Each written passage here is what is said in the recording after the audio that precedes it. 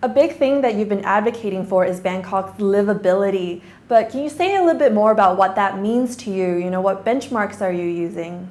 Yeah, interesting question. I mean, when you look at Bangkok, right, there's two number one and number 98, right?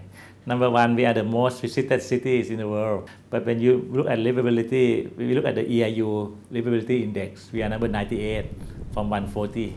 For city to thrive, they must be able to attract smart talents to the city. And with the smart people, talents coming here, they bring investment, they bring other things, right? And these talents, they can choose wherever they live, right? Just some story that, I mean, we just opened the dog park, you know, in Benjakiti.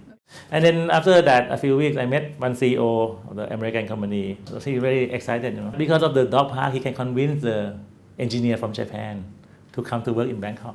With livability, another reoccurring issue or concern people have with Bangkok is air quality. You know, Bangkok has struggled a little bit with PM 2.5, which is the fine particles that is harmful if you breathe in too much.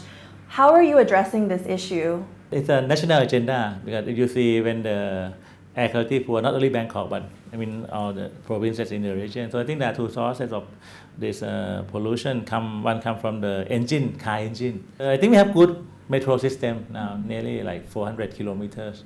But to get from the train station to your home, it still needs some improvement. People maybe decide to use their car instead of using a mass transit. And the other source will come from the burning of the agricultural product.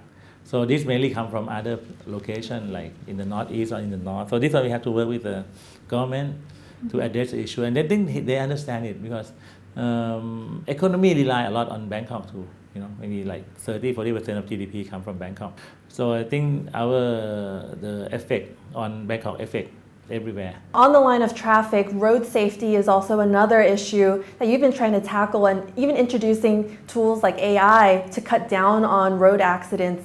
You know, Taipei has also been confronting its own, pedestrian safety and motorcycle safety issues. Where do you think the two cities can learn from each other? I think we should learn from Taipei. You know, I think at least we have many similarities. You know, like you have many motorcycles, like millions of motorcycles. But I think your safety record is much better than Bangkok. Everyone wear helmet at least. When people ask me which is your model for the future city, I always say Taipei. You know, and they are my good friends. You know, they have like a few thousand of them in Bangkok, and they are like Thai people, so I meet them often. So I think we have to take best care of them. You know, so consider them as our good friends and families and treat them well. There are some certain regulations, but I think regarding like cultural or business, I think we have no problem with that, you know. And I think we have very good friends here.